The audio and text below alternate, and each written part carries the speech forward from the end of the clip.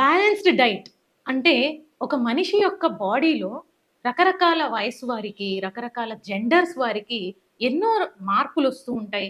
వాళ్ళ అవసరాలు వేరువేరుగా ఉంటూ ఉంటాయి. అలాగే లైఫ్ స్టైల్ అనేది గనుక చూసుకుంటే కొంతమంది సెడెంటరీ లైఫ్ స్టైల్. ఎక్కడున్నారో అక్కడే ముద్దపప్పులా కూర్చుని పోతారు రోజంతా.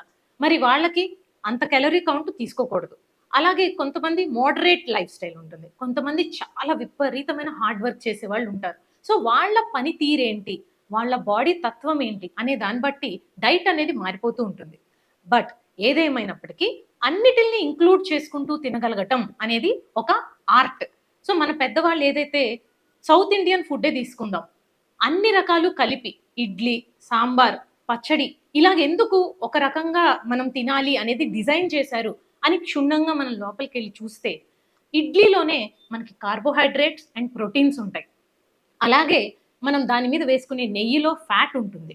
ఇకపోతే సాంబార్లో విపరీతమైన ప్రోటీన్, దాంతో పాటు వెజిటబుల్స్ అన్ని కలపటం వల్ల విపరీతమైన న్యూట్రిషన్, B12, యాంటాక్సిడెంట్స్ ఇవన్నీ కూడా యాడ్ అవుతున్నాయి.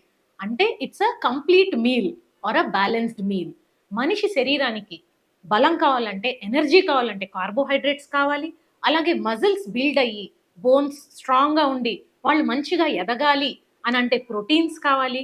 Brain functioning and nerves development అవ్వాలి అని అంటే ఫ్యాట్స్ చాలా అవసరం.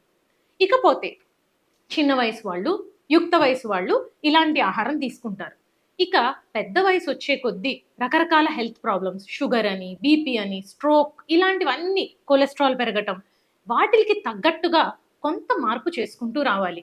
ఏదేమైనప్పటికీ ఎక్కువ మోతాదులో ఫ్రూట్స్, వెజిటబుల్స్ కనుక ఫ్రెష్‌గా కట్ చేసుకొని తినటం, లేదంటే dry fruits, berries and nuts అంటాం.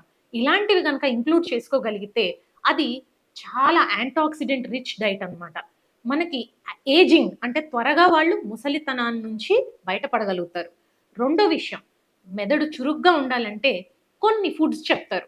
ఆల్మండ్స్, లేపోతే అవోకాడో, సాల్మన్ ఫిష్, ఎగ్స్ ఇలాంటివన్నీ, బ్రొకోలీ, బీన్స్ ఇవన్నీ కూడా చాలా బాగా పనిచేస్తాయన్నమాట.